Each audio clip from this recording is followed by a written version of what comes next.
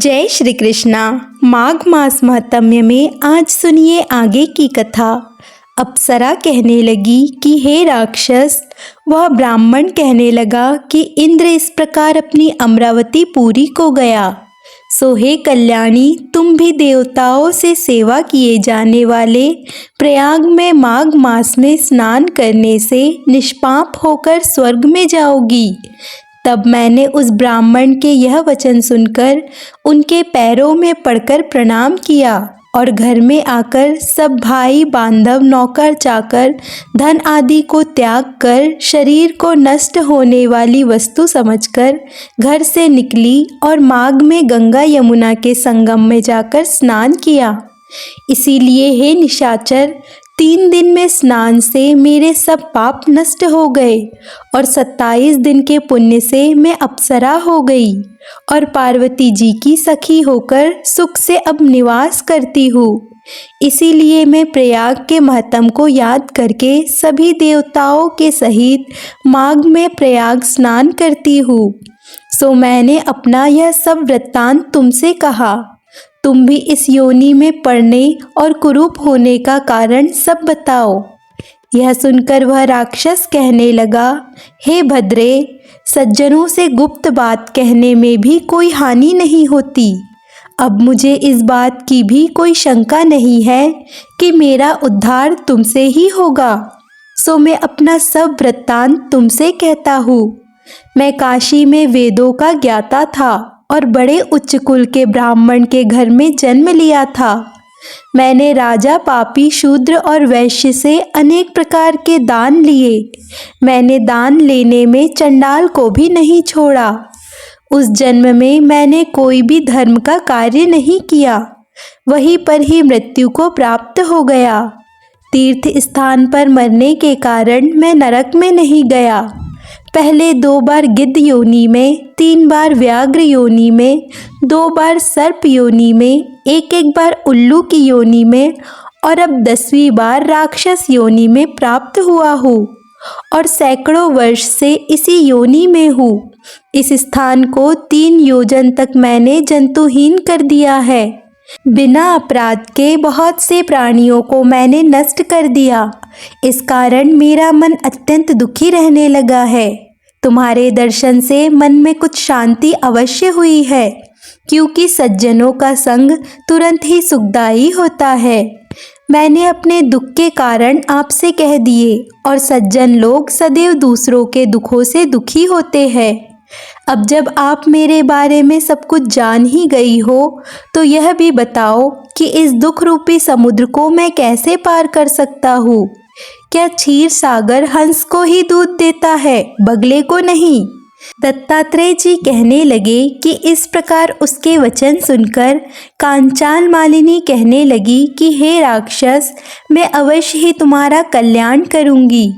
मैंने दृढ़ प्रतिज्ञा की है कि तुम्हारी मुक्ति के लिए प्रयत्न करूँगी। मैंने बहुत बार प्रयाग में स्नान किया है। वेद जानने वाले ऋषियों ने दुखी को दान देने की प्रशंसा की है। समुद्र में भला जल भरने से क्या लाभ? प्रयाग में स्नान करने का 1 बार का फल मैं तुझे देती हूँ। उसी से तुम्हें स्वर्ग की प्राप्ति हो जाएगी। उसके फल का अनुभव मैं स्वयं भी कर चुकी हूँ। तब उस अप्सरा ने ऐसा कहकर अपने गीले वस्त्र का जल निचोड़कर जल को हाथ में लेकर माघ स्नान के फल को उस राक्षस को अर्पित कर दिया। उसी समय पुण्य प्राप्त कर वह राक्षसी शरीर को छोड़कर तेजोमय सूर्य के समान देवता रूप हो गया। आकाश में विमान पर चढ़कर अपनी कांति से चारों दिशाओं को प्रकाशित करता हुआ शुभायमान हो गया और कहने लगा कि हे देवी, ईश्वर ही जानते हैं कि तुमने मुझ पर कितना बड़ा उपकार किया है। इतना सब कुछ तो आपने मेरे लिए कर ही दिया है। अब कृपा कर मुझे कोई ऐसी शिक्षा भी दो ताकि मैं अब कभी भी पाप ना कर सकूं। अब मैं तुम्हारी आज्ञा पाकर स्वर्ग में जाऊंगा। राक्षस की ऐसी बातें सुनकर कांचाल मालिनी ने कहा कि सदैव धर्म की सेवा करो, काम रूपी शत्रु को जीतो, दूसरे के गुण और दोषों का वर्णन मत करो, भगवान शिव और वासुदेव का पूजन करो। इस शरीर का मोह मत करो। पत्नी, पुत्र, धन आदि की ममता त्यागो। सत्य बोलो। वैराग्य भाव धारण कर योगी बनो। मैंने तुमसे यह धर्म के लक्षण कहे हैं। अब तुम देवता रूप होकर शीघ्र ही स्वर्ग को जाओ। दत्तात्रेय जी कहने लगे कि इस प्रकार गंधर्व से सुशोभित वह राक्षस कांचान मालिनी को नमस्कार करके स्वर्ग को चला गया और तब देव कन्याओं ने वहां आकर कांचान मालिनी पर पुष्प की वर्षा की और प्रेम पूर्वक कहा कि हे भद्रे, तुमने इस राक्षस का उद्धार कर दिया है। पहले इस दुष्ट के डर से कोई भी इस वन में प्रवेश नहीं करता था, किंतु अब हम निडर होकर यहाँ विचरण करेंगे। इस प्रकार कांचान मालिनी उस राक्षस का उद्धार करके प्रेम पूर्वक देव कन्याओं से क्रीड़ा करते हुए शिवलोक को चली गई। श्री वशिष्ठ जी कहने लगे, हे राजन, मैंने दत्तात्रेय जी द्वारा कहा माघ मास महत्म्य बताया। अब माघ मास में स्नान का फल भी सुनो। हे परम तप, माघ स्नान सब यज्ञों, व्रतों और तपों का फल देने वाला है। माघ मास में स्नान करने वाले स्वयं तो स्वर्ग में जाते ही है, उनके माता पिता दोनों के कुलों को भी स्वर्ग की प्राप्ति होती है। जो माघ मास में सूर्योदय के समय नदी आदि में स्नान करता है, उसके माता पिता के 7 कुलों की पीढ़ी स्वर्ग को प्राप्त हो जाती है। माघ मास में स्नान करने वाले दुराचारी और कुकर्मी मनुष्य भी अपने अपने पापों से मुक्त हो जाते हैं और इस मास में हरि का पूजन करने वाले पाप समुदाय से छूटकर भगवान के सुदृढ़ शरीर वाले हो जाते हैं। यदि कोई आलस से भी माघ में स्नान करता है, तब भी उसके सब पाप नष्ट हो जाते हैं। जैसे गंधर्व कन्याएं राजा के श्राप से भयंकर काल को भोगते हुए लोमश ऋषि के वचन से माघ में स्नान करने से अपने पापों से मुक्त हो गई थी। यह वार्ता सुनकर राजा दिलीप विनय से पूछने लगे कि हे गुरुदेव, वे कन्याएं किसकी थी? उनको कब और कैसे श्राप मिला? उनके नाम क्या थे? ऋषि के वाक्य से कैसे वे श्राप मुक्त हुई और उन्होंने कहाँ पर स्नान किया? आप विस्तार पूर्वक सब कथा कहिए।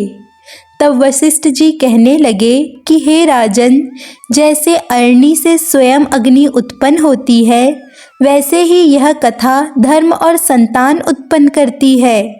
हे राजन, सुख संगीत नामक गंधर्व की कन्या का नाम विमोहिनी था।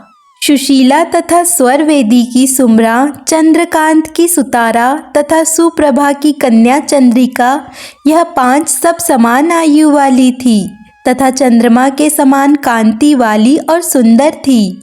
जैसे रात्रि को चंद्रमा शोभायमान होता है, वैसे ही पुष्प की कलियों के समान खिली हुई यह अप्सराएं थी। ऊंचे पयोधर वाली पद्मिनी, वैशाख मास की कामिनी यौवन दिखाती हुई, नवीन पत्तों वाली लता के समान गोरे रंग, सोने के सदृश चमकती हुई और सोने के अलंकारों से सुशोभित सुंदर वस्त्र धारण किए हुए, अनेक प्रकार के गाने और वीणा तथा बांसुरी आदि दूसरे बाजे बजाने में प्रवीण और ताल, स्वर तथा नृत्य कला में निपुण थी। इस प्रकार वे कन्याएं क्रीड़ा करती हुई कुबेर के स्थान में विचरण करती थी। एक समय कौतूहलवश माघ मास में एक वन से दूसरे वन में विचरण करती हुई मंदिर में खिले हुए पुष्प तोड़कर सरोवर के किनारे गौरी पूजन के लिए गई। स्वच्छ जल से सरोवर में स्नान करके वस्त्र धारण कर मौन होकर बालू मिट्टी की गौरी बनाकर चंदन, कपूर, कुमकुम और सुंदर कमलों से उपचार सहित पूजन करके यह 5 कन्याएं ताल नृत्य करने लगी और फिर ऊंचे गांधार स्वर में सुंदर गीत भी गाने लगी। जब यह 5 कन्याएं नाचने और गाने में लीन थी, तब उस समय आछोत नामक उत्तम तीर्थ में वेद निधि नाम के मुनि के पुत्र अग्नि ऋषि स्नान को गए। वह युवा ऋषि सुंदर मुख कमल, सुदृढ़ नयन, विशाल छाती, सुंदर भुजाओं वाला दूसरे कामदेव के समान था। शिखा सहित दंड लिए, मृग चम्र ओढ़े, यज्ञोपवीत धारण किए हुए था।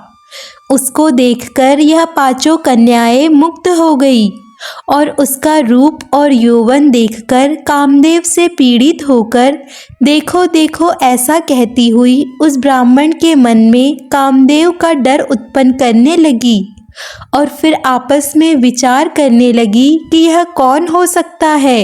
रति रहित होने से कामदेव नहीं और एक होने से अश्विनी कुमार नहीं। यह कोई गंधर्व या किन्नर या काम रूप धारण कर कोई सिद्ध या किसी ऋषि का श्रेष्ठ पुत्र या मनुष्य है। कोई भी हो, ब्रह्मा जी ने तो इसे हमारे लिए ही बनाया है। ऐसा कहके वे विचरण करने लगी। जैसे पूर्व कर्म के प्रभाव से संपत्ति प्राप्त होती है, ठीक वैसे ही गौरी जी ने हम कुमारियों के लिए श्रेष्ठ वर दिया है और आपस में ये तुम्हारा वर है, यह मेरा अथवा सबका, ऐसे कहने लगी। जिस समय उस ऋषि पुत्र ने अपनी मध्याह्न की क्रिया करके ऐसे वचन सुने, तब वह ऋषि पुत्र सोचने लगा कि यह तो बड़ी भारी समस्या उत्पन्न हो गई। ब्रह्मा विष्णु महेश आदि देवता और बड़े बड़े योगीश्वर भी स्त्रियों के भ्रमजाल में मोहित हो गए हैं। इनके तीक्ष्ण बाणों से किसका मन रूपी हिरण भला घायल नहीं हो सकता। जब तक नीति और बुद्धि रहती है तब तक पाप से भय रहता है। जब तक की गंभीरता रहती है, यम विधि का पालन होता है, तब तक मनुष्य स्त्रियों के काम रूपी बाणों से बंधा नहीं जाता। यह मुझे अवश्य उन्मत्त और मुक्त कर रही है। किन गुणों से धर्म की रक्षा हो सकती है? स्त्रियों के मांस, रक्त, मल मूत्र से बने घृणित और अशुद्ध शरीर से कामी लोग ही सुंदरता की कल्पना करके रमण कर सकते हैं। शुद्ध बुद्धि वाले महात्माओं ने स्त्रियों के पास रहना कष्टकाक कहा है। सो जब तक यह पास आए तब तक यहाँ से अपने घर चले जाना चाहिए। अतः जब तक वे कन्याएं उस ऋषि पुत्र के पास आई, तब तक वह योग बल के द्वारा वहाँ से अंतर्ध्यान हो गए। ऋषि पुत्र के ऐसे अद्भुत कर्म देखकर वे कन्याएं चकित होकर डरकर चारों ओर देखने लगी और आपस में ही कहने लगी कि यह क्या था जो देखते ही देखते अदृश्य हो गया। और फिर वे विरह की अग्नि में जलने लगी। कहने लगी, हे कांत, तुम हमको छोड़कर कहाँ चले गए? क्या तुमको ब्रह्मा ने हमारे विरह रूपी अग्नि में जलाने के लिए ही बनाया था? क्या तुम्हारा चित्त दया रहित है जो हमारा मन दुखी कर चले गए? क्या तुमको हमारा विश्वास नहीं? क्या तुम कोई माया भी हो? बिना किसी अपराध के हम लोगों पर क्यों क्रोध करते हो? तुम्हारे बिना हम नहीं जी पाएंगी। जहाँ पर आप गए हो हमें भी शीघ्र से शीघ्र वहाँ ले चलो और हमारा दुख हर लो। कांत, हमें दर्शन दो। सज्जन लोग किसी का नाश नहीं देखते। इस प्रकार वे पांचों की पांचों कन्याएं विलाप करने लगी। आज की कथा में बस इतना ही। इसके आगे का वृत्तांत आप अगले अध्याय में अवश्य सुनिए। और अगर आपको आज की कथा पसंद आए तो वीडियो को लाइक कर दीजिए और चैनल को सब्सक्राइब कर लीजिए।